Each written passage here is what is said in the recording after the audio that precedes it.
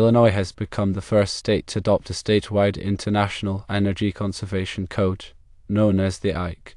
It's important to pronounce the acronym correctly as IECC. While Illinois has taken this significant step, it's not accurate to assume that this automatically makes it more progressive than states like California or Florida in all aspects of energy conservation. California has a well-established history of implementing rigorous energy efficiency standards for buildings and appliances, and is considered a leader in energy conservation nationally. The state has a comprehensive set of building codes and appliance standards that are constantly updated to push the boundaries of energy efficiency. Florida has also made substantial strides in promoting renewable energy and energy conservation measures. The state has implemented various programs and incentives to encourage the adoption of solar energy and other renewable resources.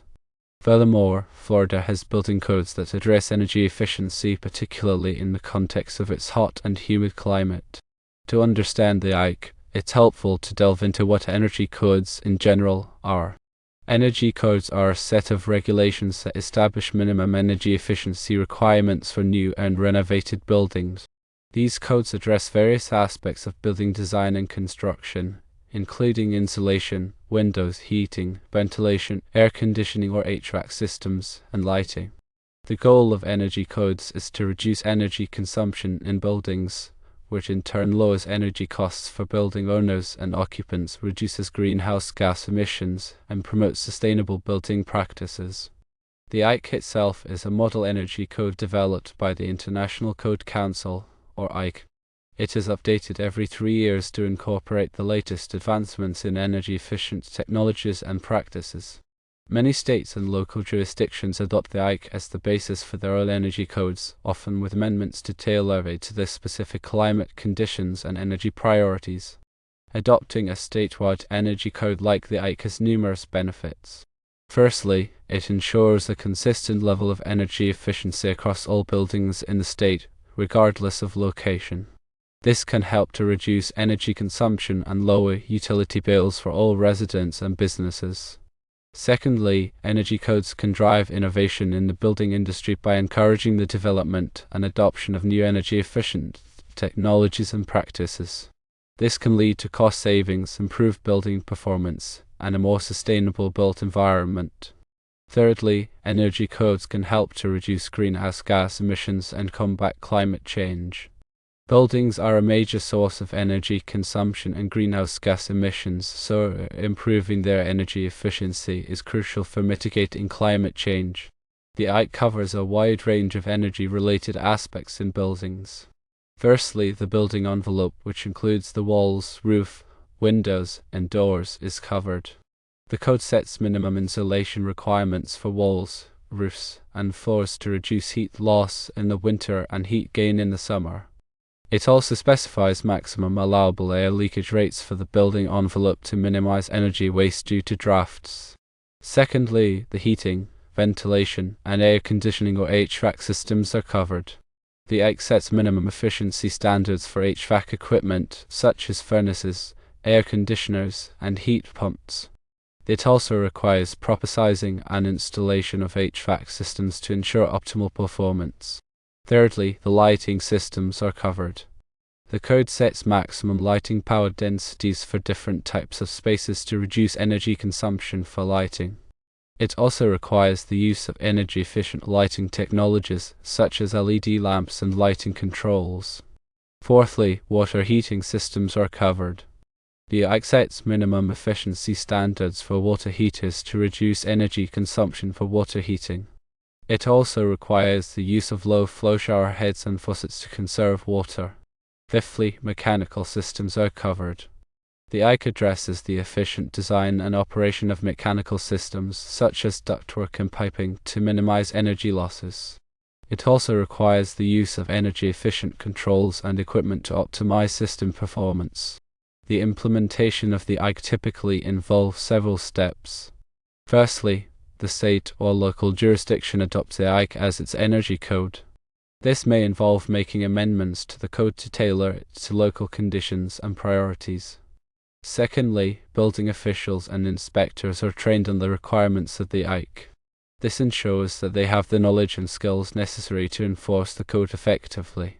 Thirdly, builders and contractors are educated about the IEC requirements. This helps them to understand the code and to incorporate energy-efficient features into their building designs and construction practices. Fourthly, building plans are reviewed to ensure compliance with the IEC. This helps to identify any potential issues early on and to ensure that buildings are designed and constructed to meet the code requirements. Fifthly, building inspections are conducted during construction to verify compliance with the IEC. This helps to ensure that buildings are built according to the plans and that energy-efficient features are properly installed. The IEC is a complex and comprehensive code, and understanding its requirements can be challenging. However, there are numerous resources available to help builders, contractors, and building officials comply with the code. These resources include training programs, technical assistance, and online tools. In addition to the IEC, there are other energy efficiency standards and programs that can help to reduce energy consumption in buildings. Firstly, the Energy Star program is a voluntary program administered by the Environmental Protection Agency, or EPA, that identifies energy-efficient products and buildings. Products that earn the Energy Star label meet strict energy efficiency guidelines set by the EPA. Buildings that earn the Energy Star certification meet certain energy performance criteria and demonstrate superior energy efficiency. Secondly, the Leadership in Energy and Environmental Design, or LEED rating system, is a green building certification program developed by the U.S. Green Building Council. LEED provides a framework for designing, constructing, and operating high-performance green buildings. LEED-certified buildings are designed to be energy efficient, water efficient, and healthy for occupants. Thirdly, utility energy efficiency programs are programs offered by utilities to help customers reduce their energy consumption. These programs may include rebates for energy-efficient appliances, weatherization assistance, and energy audits. Illinois adopting the IEC statewide is a positive step towards improving energy efficiency in the state's building sector. It's one component of a broader strategy that should also include supporting renewable energy development, promoting energy efficiency in existing buildings, and educating the public about energy conservation. When it comes to electrical systems, specifically, the IEC impacts several areas.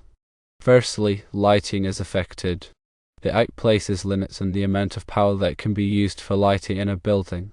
This is typically expressed in watts per square foot. The code also encourages the use of occupancy sensors and daylight harvesting to reduce lighting energy consumption. Secondly, electrical equipment is affected. The IEC mandates minimum energy efficiency standards for various types of electrical equipment, such as motors, transformers, and refrigerators. Thirdly, power distribution is affected. The IEC requires that electrical panels and wiring be sized appropriately to minimize energy losses. The code also encourages the use of power monitoring systems to track energy consumption. In electrical design and installations governed by the IEC, several key considerations arise. Firstly, lighting design must adhere to the power density limits set by the code. This may require the use of more energy-efficient lighting fixtures and controls. Secondly, equipment selection should prioritize energy-efficient models that meet or exceed the IEC's minimum standards. Thirdly, wiring and conduit runs should be optimized to minimize voltage drop and energy losses. Using larger conductors can help to reduce these losses, but it also increases the cost of the installation. Fourthly, commissioning of electrical systems is crucial to ensure that they are operating at peak efficiency. Commissioning involves testing and verifying that all electrical equipment is properly installed, calibrated, and functioning as intended. The National Electrical Code, or NEC, and the IEC are related but separate codes. The NEC primarily focuses on electrical safety, while the IEC focuses on energy efficiency. However, there is some overlap between the two codes. For example, the NEC requires that electrical installations be done in a neat and workmanlike manner, which can indirectly improve energy efficiency by reducing the risk of loose connections and overheating. In addition, both codes reference industry standards for electrical equipment and materials. When designing and installing electrical systems, it is essential to comply with both the NEC and the IEC. Failure to comply with either code can result in penalties, delays, and increased costs. It's also important to stay up to date on the latest versions of both codes, as they are updated periodically. The IEC, in particular, is updated every 3 years to reflect advancements in energy-efficient technologies and practices. Here are some specific examples of how the IEC can impact electrical installations. Firstly, lighting controls can be required in certain spaces, such as offices, classrooms, and conference rooms. These controls may include occupancy sensors, dimmers, and daylight harvesting systems. Secondly, energy-efficient motors may be required for pumps, fans, and other equipment. These motors typically have higher efficiencies than standard motors, but they may also be more expensive. Thirdly, transformer efficiency requirements may be stricter under the IEC. This may require the use of more efficient transformers, such as dry-type transformers, instead of liquid-filled transformers. Fourthly, renewable energy systems, such as solar photovoltaic or PV systems, may be encouraged or even required in some cases. The IEC provides guidelines for the installation of these systems. The IEC also impacts the design and installation of electrical panels. For example, the code may require that electrical panels be located in conditioned spaces to reduce energy losses. The code may also require that electrical panels be labeled clearly to identify the circuits and equipment they serve. In addition to these specific requirements, the IEC also encourages the use of best practices for electrical design and installation. These practices include using energy-efficient wiring methods, minimizing voltage drop, and properly grounding electrical systems. The adoption of the IEC is likely to have a significant impact on the electrical industry in Illinois. Electrical contractors will need to be familiar with the requirements of the code and be able to design and install electrical systems that comply with it. Electrical equipment manufacturers will need to develop and market energy-efficient products that meet the code's standards.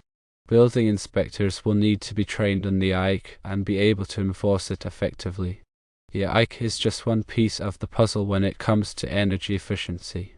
Other factors such as building design, occupant behavior, and maintenance practices also play a significant role. However, the IEC provides a solid foundation for improving energy efficiency in buildings and reducing greenhouse gas emissions. The enforcement of the IEC is critical to its success. Building officials and inspectors must be adequately trained and have the resources necessary to enforce the code effectively. Builders and contractors must be held accountable for complying with the code. The public must be educated about the benefits of energy efficiency and the importance of complying with the IEC. The IEC is a living document that is constantly evolving. As new technologies and practices emerge, the code will be updated to reflect these advancements. It is important for stakeholders in the building industry to stay informed about the latest changes to the IEC and to participate in the code development process. The IEC is not a one-size-fits-all solution. It may need to be adapted to local conditions and priorities. For example, jurisdictions with extreme climates may need to adopt more stringent energy efficiency requirements than those with milder climates. Jurisdictions with abundant renewable energy resources may want to encourage the use of these resources through the IEC. The IEC is a powerful tool for promoting energy efficiency in buildings. By adopting and enforcing the IEC, states and local jurisdictions can reduce energy consumption, lower utility bills, create jobs, and protect the environment. The benefits of the IEC extend beyond just energy savings. Energy-efficient buildings are also more comfortable, healthier, and durable. They can also increase property values and attract tenants. The IEC is an investment in the future. By building energy-efficient buildings today, we can ensure a more sustainable future for generations to come. The IEC is a collaborative effort. It requires the cooperation of government, industry, and the public to be successful. By working together, we can create a more energy-efficient and sustainable built environment. The IEC is a call to action. It challenges us to think differently about how we design, construct, and operate buildings. It encourages us to embrace innovation and to adopt new technologies and practices. The IECC is a symbol of progress. It represents our commitment to building a more sustainable future. By adopting the IECC, Illinois has taken a significant step forward in promoting energy efficiency and protecting the environment. The IECC is a valuable resource for builders, contractors, and building officials. It provides clear and concise guidance on how to design and construct energy-efficient buildings. The IECC is a dynamic document that is constantly being updated and improved. It is important to stay informed about the latest changes to the code. The IECC is a complex code, but it is not insurmountable. With the right training and resources, anyone can learn to comply with the IECC. The IECC is an opportunity to improve the quality of our buildings and to create a more sustainable built environment. By embracing the IECC, we can build a better future for ourselves and for generations to come.